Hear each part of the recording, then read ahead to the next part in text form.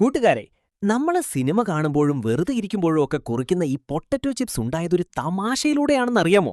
സത്യത്തിൽ ലോകത്തെ ഏറ്റവും ജനപ്രിയമായ ഈ സ്നാക്ക് ഒരു ഷെഫിന്റെ ദേഷ്യത്തിൽ നിന്നുണ്ടായതാണ്.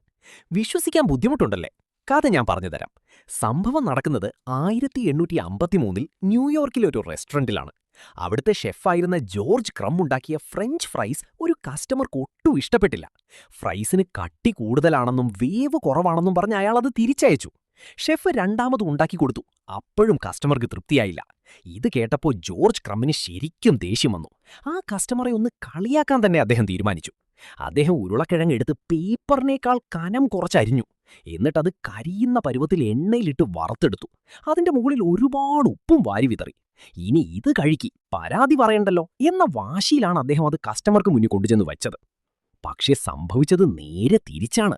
ആ കസ്റ്റമർക്ക് ഈ പുതിയ വിഭവം അങ്ങോട്ട് ബോധിച്ചു. അയാളത് ആസ്വദിച്ച് കഴിച്ചൂന്ന് മാത്രമല്ല, കൂടെ ഉള്ളവർക്കും അത് വലിയ ഇഷ്ടമായി. അങ്ങനെ സരട്ടോഗ ചിപ്സ് എന്ന പേരിൽ ഇത് ഹിറ്റായി മാറി. ഒരാളെ തോൽപ്പിക്കാനുണ്ടാക്കിയ വിഭവം ഇന്ന് ലോകം മുഴുവൻ കീഴടക്കിയിരിക്കുന്നു. ഇതുപോലെയുള്ള രസകരമായ ചരിത്രങ്ങൾക്കായി ചാനൽ സബ്സ്ക്രൈബ് ചെയ്യാൻ മറക്കല്ലേ.